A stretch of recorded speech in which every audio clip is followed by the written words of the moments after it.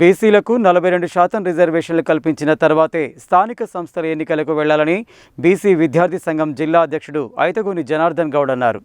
బీసీలకు 42% రిజర్వేషన్లు కల్పించకుండా ఎన్నికలకు వెళితే యుద్ధమేనని హెచ్చరించారు.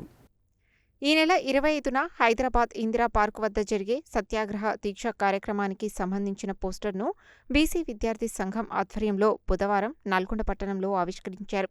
ఈ సందర్భంగా జనార్దన్ గౌడ్ మాట్లాడుతూ బీసీ బిల్లుల అమలు విషయంపై ప్రజా పోరాటంతో పాటు న్యాయ పోరాటం కూడా చేయాల్సి ఉందన్నారు.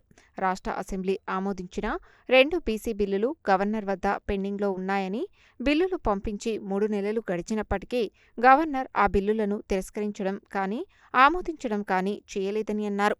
గతంలో ఇదే మాదిరిగా తమిళనాడు ప్రభుత్వం పంపిన బిల్లులను గవర్నర్ ఆమోదించకుండా సుదీర్ఘ కాలం పెండింగ్లో పెట్టడంపై తమిళనాడు ప్రభుత్వం సుప్రీంకోర్టును ఆశ్రయించడంతో బిల్లులను ఆమోదించే విషయంలో సుప్రీంకోర్టు గడువు విధించిన విషయాన్ని గుర్తు చేశారు.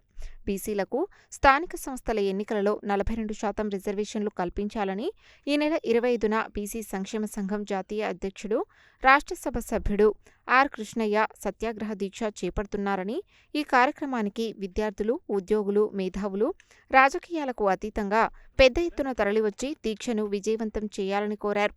ఈ కార్యక్రమంలో బీసీ రాజ్యాధికార సమితి జిల్లా అధ్యక్షుడు కర్నాటి యాదగిరి, బీసీ విద్యార్థి సంఘం నాయకులు కొంపల్లి రామన్నగౌడ్, మల్లికార్జున్, మహేష్, జితేందర్, సతీష్, భాస్కర్, మహేష్ యాదవ్, యాదగిరి యాదవ్, రాజు యాదవ్, భాస్కరాచారి, లక్ష్మణాచారి తదితరులు పాల్గొన్నారు. రాష్ట్రంలో ఉన్నటువంటి బీసీ మేధావులు, కవులు, రచయితలు, విద్యార్థులు, ఉద్యోగులు ప్రతి ఒక్కరు హాజరై సత్యాగ్రహ దీక్షని విజయవంతం చేసి బీసీల దమ్మేందో చూపించి బీసీలకు రావాల్సినటువంటి 42% రిజర్వేషన్లని సాధించి తిరిగి రావాలని చెప్పి ఈ సందర్భంగా బీసీలందరినీ కోరుకుంటున్నాను. వ్యవస్థాపక జాతీయ అధ్యక్షులు, రాజ్యసభ సభ్యులు టైగర్ ఆర్. కృష్ణ గారు 42% రిజర్వేషన్ గురించి నిరాహార దీక్ష చేపడుతున్నాడు. అట్టి నిరాహార దీక్షకు రాష్ట్రం నుండి నలుమూలల నుండి వచ్చి ఈ యొక్క దీక్షను విజయవంతం చేయవలసింది కదా కోరుతున్నాం.